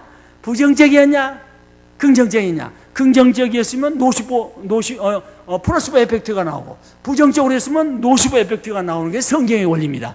그러니까 여러분이 남편이 돌아가셨다든가 자녀가 죽었다든가 그걸 내가 앞으로 살면 내가 어떻게 살아야 돼요? 그러면 어떻게 살 수가 없습니다. 결국 우울증에 걸릴 수밖에 없어요. 우리가 슬픔이라는 것은 내가 죽었다든가 그런데 어떻게 안 슬프겠습니다. 다른 슬픔보다 더 길 수가 있습니다. 그래서 우울증을 진단할 때 보통 2주간에 걸쳐서 우울증을 진단하지만 우리 가장 사랑하는 사람이 상실됐을 때는 2달까지는 봐주는 거예요, 여러분. 2달까지는. 그러니까 우리가 부정적인 사고는 대단히 위험하다는 거예요. 그래서 긍정적인 사고를 가져라. 그 다음에 이제 두 번째입니다. 뇌간의 망상체를 깨워라. 그 말이었지. 세 번. 자, 3-3 보겠습니다. 뇌간의 망상체를 깨워라. 이제 요게 오늘 핵심. 자, 아까 뇌간이라고 하는 것은 우리가 의식 상태를 결정한다. 뇌간의 망상체가 아침이 되면 뇌간의 망상체가 깨어 있어야 돼. 딱 일어나면요, 그때부터 활동을 해야 돼요, 여러분. 그것이 뭐냐? 뇌간에서 아까 신경전달 물질이 다 나온다고 그랬어요. 대단히 중요한 것들이 나와요. 아세틸콜린, 도파민, 뭐 할 것이 다 나오게 돼 있어요. 세로토닌, 신경전달 물질이 많이 있지만은 세로토닌처럼 중요한 역할이 없습니다. 행복물질입니다. 세로토닌은요, 숫자는 적지만요, 뇌에는 뭐 얼마 없어요. 2%밖에 없습니다. 전부 다 위장에 있습니다. 이 98%는. 그런데 전체 뇌를 갖다가 주의하는 것이 세로토닌입니다. 그게 여러분 아침에 일어나면 상쾌해야 되는 거죠. 상쾌. 그럴 때는 세로토닌 분비가 잘 됐다는 거예요, 여러분. 자, 아침에 일어나면 제일 중요한 것이 햇빛입니다. 햇빛. 그래서 제일 밑에 본 잠언서 전도서 11장 7절, 전도서 7장 11절 이 두 가지 밑에다 써놨는데 눈으로 해를 보는 것이 즐거운 일이다. 성경에 보니까 그렇게 써 있어요. 그리고 뭐요? 햇빛을 보는 자에게 유익하도다. 얼마나 유익하냐? 햇빛을 보면 햇빛이 싫어져. 히포크라테스는 자연이 치유제라고 했어요. 자연이 치유제. 자연이 치료제다. 그러니까 지금 자연이 뭐 햇빛이요. 자, 햇빛은 뭐냐? 세로토닌을 분비하기 위해서 우울증을 치료합니다. 여러분, 우울증에 걸린 사람을 치료 기법은요, 간단합니다. 근데 사람들은 정신과 약을 먹어야만 치료가 된다고 생각하는데 큰 잘못입니다. 우리나라만 이 얘기를 정신과 의사가 얘기하지 않습니다. 호주나 영국에서는 꼭 이 얘기를 합니다. 그래서 DSM-4에 참여했던 어떤 의사는 모든 정신과 병원에다가 햇빛을 통해서 우울증이 치유돼야 된다, 앞에다 써놔야 된다, 그렇게까지 주장한 사람이 있습니다. 근데 이 주장은 누가 해야 돼요? 우리밖에 할 사람이 없어요. 의사들은 그런 게 아니에요. 왜? 의사는 무엇을 써요? 약을 써야 되기 때문에 그럽니다. 목사님한테 오면 문제가 있으면 뭐라고 그래요? 기도해라 그러잖아요. 그분은 직업이 기도밖에 안 되니까 기도해라는 거예요. 의사는 약물을 투여를 해야 되니까 절대 햇빛을 내라, 그런 얘기 안 한다 이 말이에요. 햇빛처럼 더 큰 치료제가 없습니다. 제 두 가지를 지금 얘기할 건데, 그 다음에 햇빛을 다 보세요. 아주 중요한 얘기예요. 우리가 햇빛을 보면은 아침에 이제 7시에 햇빛을 본다. 그러면 빛의 정보를 받아들이는데 뇌의 시교차 상에서 뇌가 정보를 받아들입니다. 자, 나이 드신 사람들이, 나이 드신 어르신들이 잠이 없다 이런 얘기를 많이 하는 것은 왜 그러냐? 시교차 상액이 너무 오래 써먹어갖고 늙었다 그 말이죠. 저게. 그래서 시교차 상액이 고장이 났다, 그래서 잠에 불면증이 많다 이런 얘기도 합니다. 그것이 100% 맞냐? 100% 맞지는 않습니다. 그러나 이제 그렇게 얘기하는 학자가 있습니다. 근데 빛의 정보를 딱 받잖아요. 아침에 빛을 받고 15시간 정도 되면 밤에, 그러면 10시간 정도 되면은 아까 소음과체라고 하는 부분이 있어요. 뇌의 소음과체라고 하는 부분, 그 부분에 변연결하겠죠? 그 부분에서 멜라토닌 분비가 됩니다. 이것이 잠자게 하는 호르몬이죠. 그러면 멜라토닌 호르몬이 분비가 되면은 1시간 다음에 잠을 자게끔 되어 있습니다. 그러니까 잠을 자려면 우리가 지금 밤에 왜 내가 이렇게 잠이 안 와? 그것보다 더 중요한 것은 아침에 햇빛을 쬐줘라. 7시에 햇빛을 쬐줘, 한 30분. 그럴 때 그 낮에 세로토닌은 밤에 분비가 안 됩니다. 햇빛을 보면은 이제 세로토닌이 분비가 됩니다. 그러니까 낮에 한 번 더 쐬준다. 그럼 더 좋죠. 그러니까 아침에 일어나서 우리가 새벽기도 마치고 햇빛을 한번 쬐주는 거 대단히 중요합니다. 왜? 세로토닌을 분비시킨다. 행복물질이다. 그러면 기분이 좋아진다 그 말이죠. 자, 세로토닌 신경을 활성화시키는데 세로토닌이 어디서 나온다? 뇌간의 봉선액에서 분비됩니다. 분비되는데 보니까 세로토닌이 분비가 되려면 어떻게 해야 되느냐? 한 가지만 아니에요. 자, 리듬 운동을 해야 된다. 리듬 운동이 뭐냐? 걷기, 조깅, 수영, 노래 부르기. 그러니까 아침에 와서 노래 부른다. 찬송가를 부르면서 막 박수를 친다. 박수 친 교회가 빨리 부흥됩니다. 왜냐하면 뇌간이 깨어있기 때문에. 깨이지 않는 기도, 뇌간이 깨이지 않는 기도는 이제 다 중언부언한 기도입니다, 여러분. 그러니까 뇌간이 깨어있어서 기도회가, 뇌간이 깨있을 때 기도회가 제일 이상적이야. 자, 아침에 여러분들이 기도회는 놔두더라도, 자, 찬송을 부른다. 그러면 뇌간이 깨인단 말입니다. 박수를 친다. 그것도, 춤을 춘다. 또, 껌을 씹는다. 그래서 우리가 이제, 제가 지방 다닐 때는 우리 운전하는 우리 상담 전문가가 있습니다. 그분은요, 꼭 하면은 그럽니다. 가다가, 개념을 달라고, 개념. 그러면 개념, 호박이역을 깨물으면 절대 잠이 오지 않습니다. 뭐 잠 안 오는 껌이 있다고들 선전하는 건데, 껌을 씹는 그 자체가 잠이 안 옵니다. 왜냐하면 뇌간이 망상체가 깨어지기 때문에 그렇습니다. 씹으면 밥을 먹으면서 잠을 자는 사람은 없습니다.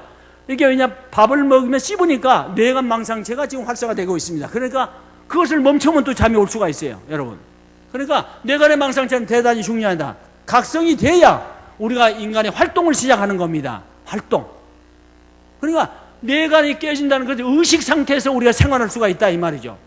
그러니까 밤늦게 아침에 늦게까지 잠을 자는 것은 대단히 좋지가 않습니다. 자, 그래서 복식하고 끔찍히 소리 내어 읽기. 그래서 저희들 교회에서는 항상 성경을 읽을 때는 다 같이 합독해서 읽도록 합니다. 소리 내서 읽도록 합니다. 왜냐면요, 아침 11시에 우리가 예배를 드린다 그러면 성경 1절부터 10절 읽을 때는 다 합독합니다. 왜 그러냐? 그래야 뇌관이 아직까지도 안 깬 사람이 있어 깨우기 위해서 그걸 합독을 하고 있는 거예요. 자 여러분, 걷기, 조깅. 아침에 우리가 예배를 끝마치고 밖으로 찬송가를 뭐 집에 놔두고, 그리고 아침에 우리가 걷기를 한다든가 조깅을 한다든가, 그 자체가 바로 세로토닌을 분비하게 하는 건데, 또 햇빛을 쬐어주니까 얼마나 일석이조냐 이 말이죠. 그러니까 여러분들이 그냥 자려고 한 상태가 그건 잘못된 거예요. 그래서 제가 그 잠이라고 하는 것을 우리가 여러분들이 잠자는 시간을 결정할 수가 있어요. 내가 몇 시에 가장 잠자는 게 이상적이냐, 그걸 결정할 수가 있습니다. 여러분이 낮에 체온을 재보면 합니다. 체온이 가장 높을 때가 새벽 2시라 간다면 밤 2시가 깊은 잠에 들어간 시간입니다. 그때는 온도가 차집니다. 밤에 여러분들이 처음에는 막 덥게 자다가도 막 추워지는 경우가 언제냐? 잠이 깊이 들 때 이제 추워지는 거예요. 그것이 이제 그럼 새벽 2시가 깊은 잠에 들어간 때입니다. 그러면 깊은 잠에 들어간 때에 플러스 4시간 하면은 깨어난 시간이고, 마이너스 4시간 하면은 잠자는 시간이에요. 그게 정해져 있어요. 그러니까 우리가 잠자는 시간, 우리가 새벽 2시에 깊은 잠에 든다. 그러면 4시간 빼면 10시에 잠이 든다. 그렇죠? 그리고 깨어난 시간은 4시간이면 2시, 6시가 되죠. 6시가 되죠, 여러분. 그러니까 6시에 우리가 기도를 한다. 그러면 아주 가장 이상적이다. 그래서 제가 이제 이렇게 목회자 세미나 하면서 다녔더니만,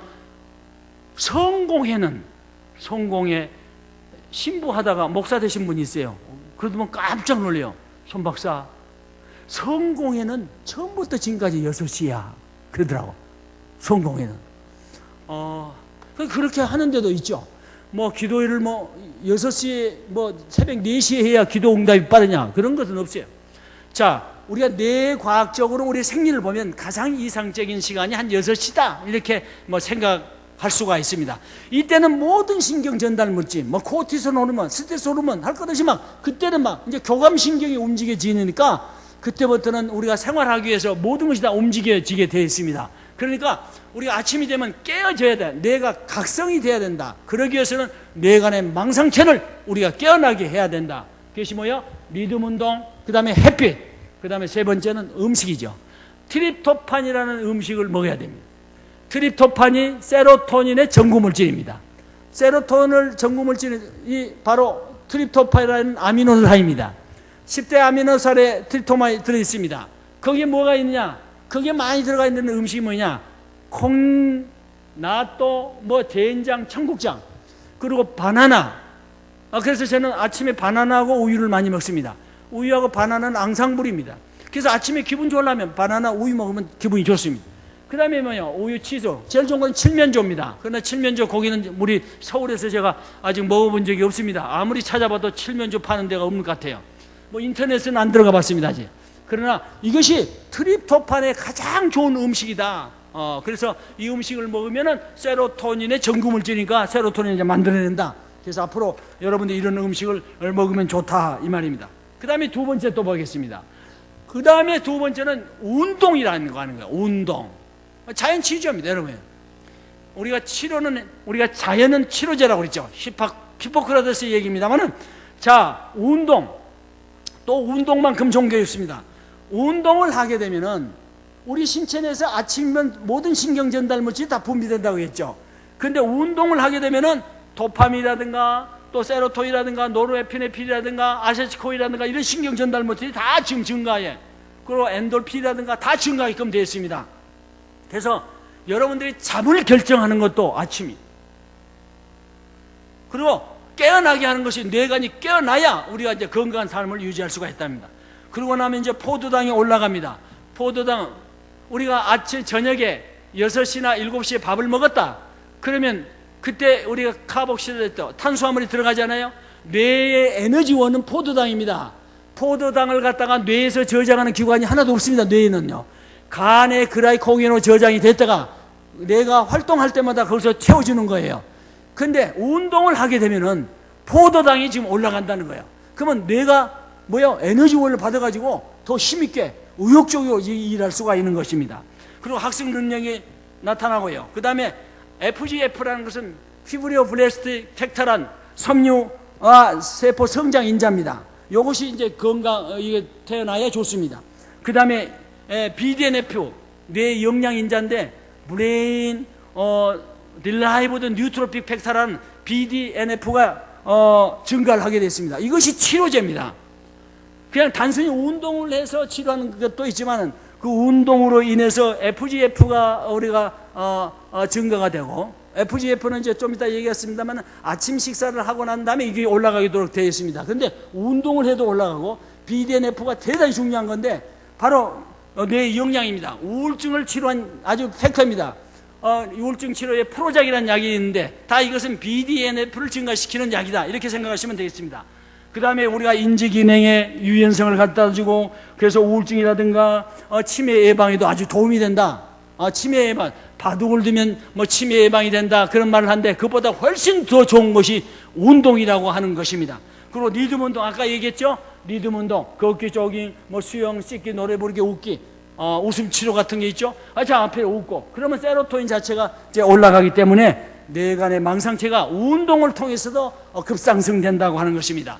그 다음 우리가 그래프를 보겠습니다. 스트레스로부터 그럼 회복이 돼야 되는데, 현재는 우리의 모든 병은 어떻게 생기냐? 옛날에는 병이라고 하는 것은 뭐야, 바이러스냐, 박테리아냐, 이런 것에서, 아니면 펑지, 이런 것에 의해서 생기느냐? 그렇게 얘기했는데, 지금에 와서는 병이 뭐예요? 스트레스에서 의해서 모든 병이 생긴다, 그런 거예요. 스트레스. 그래서 85%는 스트레스에 의한 질병이다, 그렇습니다. 지금 질병은요, 미국의 하버드 대학교 의과대학의 벤슨 교수는 85%가 전부 다 병이 스트레스에서 생긴 거다. 다 심인성이다. 마음의 병이다. 마음에서 오는 거다. 그런단 말이에요. 이런 병이 우리가 스트레스를 오래 받으면은 다 병이 생기게끔 되어 있습니다. 교회 다닌 분들 중에서도 스트레스를 받은 사람이 많습니다. 시어머니와의 갈등, 부부간의 갈등, 이런 것을 우리가 말은 못하고 표현을 못하고, 그래서 또 시어머니를 공격한 것처럼 보이는데, 어떤 분은요, 아주 권사님인데 참 아주 선하게 생긴 권사님이 한번 찾아왔습니다. 그런데요, 그래서 제가 그랬어요. 딱 보니까 우울증 걸린 것 같아요. 혹시 집안에 뭐 속색인 일 있습니까? 물어봤어요. 전체적으로. 그러니까 속색인 사람이 아무도 없대. 남편도 자녀도 다, 아이들이 뭐 남편도 건강하고 장로님인데, 그런데 왜 우울증이 걸렸을까? 제가 두 번째 질문입니다. 혹시 시어머니 계세요? 그러니까 네. 어디가 계세요? 글쎄요. 그러니까 대전에 있대. 그러면 대전에 있는 시어머니를 어떻게 섬기고 계세요? 하니까 토요일마다 간다네. 그러니까 그리스도이니까 아버님을 공경히 여기라. 그러니까 해야 된다. 그것이 사람을 죽이는 거예요, 여러분. 아버지를 공경을 해야만 한다. 내가 그래야 유능한 하나님의 칭찬받는 종이요 권사다, 이렇게 생각하는 거예요. 그것이 화병 플러스 우울증을 두 개 오고 있습니다. 검사를 해보니까 화병하고 우울증이 같이 있는 거예요. 얼굴은 보면요, 아주 선한 권사, 정말로 인정 많은 권사, 정말 교회에 꼭 필요한 권사, 근데 속은 병들어 있더라는 거예요, 여러분. 예, 한 달 만에 치료가 돼가지고 딸을 여의게 됐습니다. 여러분, 교회 다닌다 해서 여러분 겉모양은 건강한 것 같아도 속 내면에 들어가서 보면 그렇지 않는 경우가 많이 있다는 걸 여러분들이 이제 알아야 된다고 하는 것입니다. 자, 만성 스트레스로 오래 가잖아요. 그러면 이제 문제가 어디 가냐면 CRH 호르몬을 자극합니다. 그럼 시상하부에 있는 CRH 호르몬을 자극하는데 부신피질 방출 호르몬 자극 호르몬입니다. 그 다음에 시상하부에서 CRH 호르몬을 내면은 그 다음에 뇌알 수치 전염에서 ACTH를 갖다가 자극하게 됩니다. ACTH를 갖다가 자극하게 되면은 부신에서 이제 코티솔이, 스트레스 호르몬이 나오게 됩니다. 그러게 되면은 여러 가지 병이 걸린 거예요, 저는. 여기서는 단순히 이제 우울증 하나만 제가 만들어 놨습니다. 많은 병이 이제 그렇게 생겨요. 만성세도 화병이든지 다 만성이죠. 화병도 그냥 걸리는 게 아닙니다. 15년 정도 스트레스를 많이 받다가 이제 생겨요. 그래서 45살 이상, 50세 플러스 마이너스 5세가 제일 위험합니다. 그때 이제 상담을 많이 받으러 와요. 자, 그러면은 우울증에 걸리면 어떻게 되냐? 심층 변형계가 과잉 활성화된다고 아까 얘기했습니다. 심층 변형계 안에서 있는 것이 해마라고 하는 부분이 있어요. 해마라고 하는 부분이 있습니다. 저기 이제, 근데 우리가 저 해마 안에 브레인, 뇌, derived neurotrophic factor, BDNF를 갖다가 뇌 성장 영양, 신경 영양 인자를 나오게 하는 것이 뭐냐? 해마의 부분에 영양 인자 BDNF가 나오기 위해서는 어떻게 해야 되냐? 바로 사랑과 운동의 결국 해마의 BDNF를 만들어낸다고 하는 겁니다. 그럼 뇌세포도 삽니다, 여러분. 그러면은 CRH에서 ACTH로 가는 것을 방지할 수가 있습니다. 그러니까 치료가, 스트레스가 일어나면은 우리가 운동을 한다든가 그러면은 치유가 저절로 일어난다는 거죠. 그리고 우리가 사랑을 하면은 우리가 치유가 일어납니다. 그러니까 더 이상 가지를 못합니다, 여러분. 그러나 이제 우울증에 걸려서 심층 변형계가 과잉 활성화된 사람들은 이제 수면 문제가 일어나고, 여성들이 이제 문제가 우울증에 더 빈약한 이유는 세로토닌을, 에스트로겐이라는 호르몬 자체가 이제 분비가 나이가 들면서 분비가 안 된다. 그러면은 나중에 세로토닌 분비도 잘 안 됩니다. 밀접한 연관을 가지고 있습니다. 그래서 여성들에게 많을 수가 있고, 또 세로토닌을 만들어내는 속도도 2배나 더 늦습니다, 여성들이. 그런 것이 또 우리가 여성들은 뇌의 변형계 자체가 남성보다 더 크다고 하는 거예요. 그래서 우울증에 걸릴 수 있는 확률이 여성에게 더 많다고 하는 것입니다. 그래서 심층 변형계가 이제 문제가 일어나면 식욕에도 문제가 있죠. 먹기도 싫죠. 성욕도 뭐 없죠. 이제 막 부정적 사고가 일어나죠. 그 유대관계가 다 와해가 되는 거야. 그 자기 병은 자기가 한다. 그래가지고 자살을 시도합니다. 그럴 때 세로토닌의 분비 물질이 안 나온 겁니다. 그래서 자살한 사람들은 지금까지 연구한 결과는, 지금까지 자살한 사람들은 세로토닌 수치가 다 낮더라 이 말이야. 이것이 공통적인 겁니다. 세로토닌이 낮은 사람들이 자살을 하더라. 세로토닌이 높으면은 자살한 사람이 없더라 그 말이에요. 다시 말하면, 그러니까 자살한 사람들은 다 거의 다가 세로토닌 분비가 안 된 사람들이 결국 자살하더라. 그러니까 세로토닌 분비를 하기 위해서 뭐가 필요하다고 했어요? 운동이 필요하고 사랑이 필요하다. 우리의 최대의 약은 사랑이다 그 말입니다. 자, 사랑을 보겠습니다. 그래서 사랑을 넣어놨습니다. 제가 아까 좀 얘기를 했습니다만, 사랑은요 치료제입니다, 여러분. 뭔 치료냐? 사랑 안에 두려움이 없고 온전한 사랑의 두려움을 내어 쫓나니. 오늘 결혼식 갔더니만 온전한 사랑을 하라고 외치더만요. 온전한 사랑이 두려움을 내쫓다. 불안을 이기고 불안을 치료하는 것이 온전한 사랑인 줄 믿기를 바랍니다. 사랑이 우리가 치료하는 거야. 그러니까 정신병리의 근본은 불안입니다. 기독교는 다 모든 걸 죄라고 얘기합니다. 심리학자라든가 정신병리학자라든가 이런 사람들은 모든 것이 어디서 병이 생기냐? 불안에서 온다는 거예요. 그러니까 어린 시절에 어떤 경험을 했냐? 그것이 그렇게 중요한 거예요.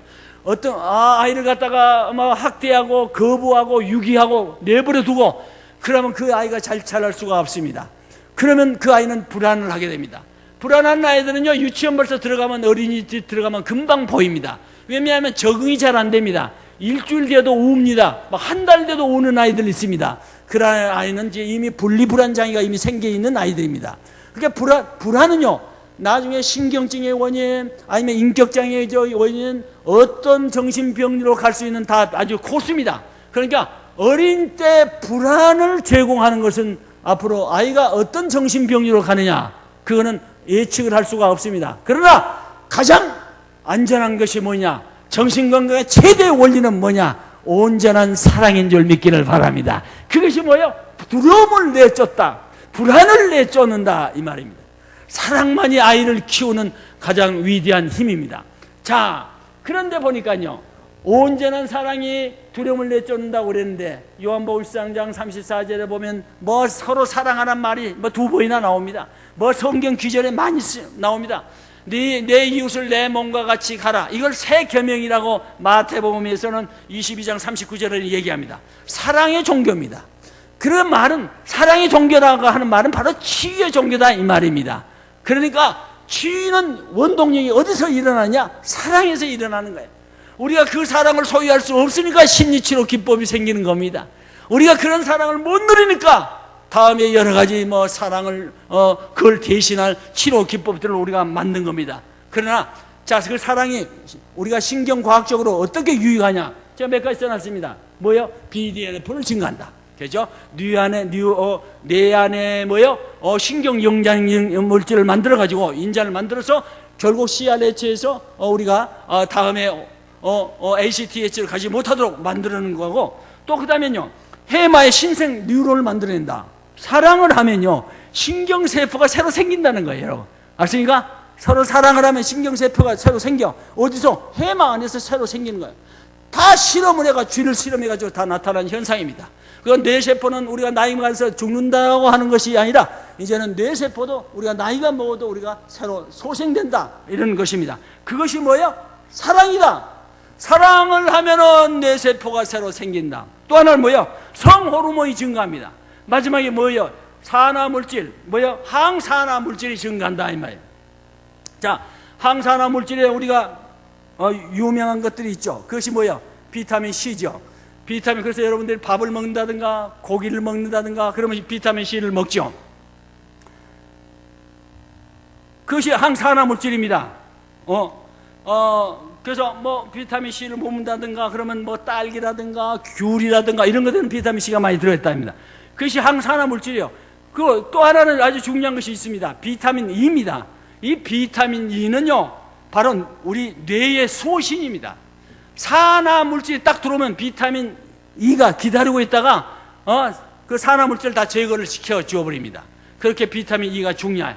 우리나라는 지금 비타민 C만 얘기를 하는데, 비타민 E는 바로 소신, 뇌의 소신이라고 얘기합니다. 우리가 음식을 먹잖아요. 2%는요, 누구든지 2%는 산화물질이 발생을 하게 되어 있습니다. 그것을 막을 길이 없습니다. 그러니까 우리가 비타민 C라든가 비타민 E를 갖다 먹으면서 항산화 작용을 하는데, 그런데 사랑이라고 하는 것이 바로 항산화 물질이라, 이 말이에요. 얼마나, 그러니까 과학적으로 우리의 성경적으로 볼 때 사랑만큼 위대한 힘이 없다, 이 말입니다. 자, 그리고 이제 마지막으로 제가 하나만 더 보려고 합니다. 자, 마지막으로 3-6을 한번 보겠습니다. 아침 식사를 해야 된다, 여러분. 3-6 이것만 하고 제가 마치려고 합니다. 이거는 좀 아까 그하고 연결이 돼서 그렇습니다. 아침 식사를 소홀히 한 사람들이 많이 있습니다. 현대인들이 많이 그렇습니다. 절대 아침 식사는 소홀히 해서는 안 됩니다. 자, 아침 식사는 왜 그러냐? 아침 식사는 우리가, 자, 보세요. 아침에 6시에 식사를 했으면 아침 7시, 맞아요. 아침 7시에 식사를 했다. 그러면 저녁에 식사를 했다면요, 우리가 그게 이제 포도당으로 글라이코겐으로 간에 가 있다가 뇌에 계속해서 필요할 때마다 우리가 숨 쉬고 그러니까 에너지원으로 작용을 합니다. 포도당이 에너지원입니다. 그게 꼭 필요합니다. 그러니까 저녁밥을 꼭 먹어야 됩니다. 그러면요, 그런데 12시간이 되면은 이 포도당이 완전히 고갈되어 버립니다. 아침이 되면 하나도 없어져 버립니다. 아십니까? 뇌에는 저장할 힘이 없어요. 그래서 간에서 글라이코겐으로 저장이 됐다가 이제 뇌가 필요할 때마다 주다 보는데 12시간이 되면 아무것도 없습니다. 그러니까 아침에 다시 탄수화물을 먹게 돼야 되는, 아침밥을 먹어야 된다고 하는 겁니다. 자, 아침밥을 먹으면 어떻게 되느냐? 보세요. 아침밥을 먹으면 FGF, 아까 얘기했죠? 신경영양인자, 섬유아세포 증식인자가 나타납니다. 자, 나타나서 FGF가 몇 배나 더 증가하냐? 7배나 더 증가해요. 이 인자가요, 신경영양 FGF가 7배나 더 증가. 그러니까 아주 활동이 일어납니다. 그런데 그것이 이제 2시간 이후는, 아침밥을 먹고 나면 그렇게 활동이 일어나는 것이 2시간 정도입니다. 7시에 했다, 밥을 먹었다, 8시에 먹었다, 그러면 이제 2시간 이후 9시나 10시에 되면 뇌 자체가 가장 집중력이 강할 때입니다. 자, 그러니까 우리가 학생들이 아침에 시험을 보러 간다, 어디 뭐 아침에 학교에서 시험이 있다, 아니면 대학 수능고사가 있다, 아침밥을 절대 먹여야 됩니다. 2시간 전에 이미 다 먹여놔야 됩니다. 그러면은 뇌의 해마세포를 또 자극을, 아까 해마 얘기했죠? 해마세포를 자극을 합니다. 그러고 나서 기억을 고정화시켜줘요. 그리고 여러분들이 우리 서울시에서 한번 밤에 야간 학습 문제가 나오다 없어졌습니다. 그거는 안 되는 겁니다. 야간 학습은 안 되는 거예요. 절대 안 됩니다. 제가 신문에 그걸 원고를 투고를 했습니다. 야간 학습은 절대 해서는 안 됩니다. 왜냐면요, 우리가 수면 중에서도 렘수면과 논렘수면이 있는데, 우리가 낮에 낮잠을 좀씩 자는 경우가 있습니다. 그런 것들은 전부 다 렘수면인데 깊이 잠들면 안 됩니다. 그건 절대 안 됩니다. 낮잠은요, 깊이 잠들면 안 됩니다. 잠깐 잠든 거, 그냥 누가 옆에서 얘기해도 들으면서 앉았다고 그러죠. 아침에 낮에 아유 나 잠 안 잤다고. 그런 잠이요. 그 잠이 렘수면인데 그 수면이 결국 오늘 배운 것을 다 기억하는 거예요, 여러분. 오늘 배운 것을 기억을 하려면 잠을 자줘야 됩니다, 여러분. 그래서 요즘 미국의 어느 호텔에 가면요, 그 잠자는 방이, 낮잠 자는 방이 따로 있습니다, 여러분.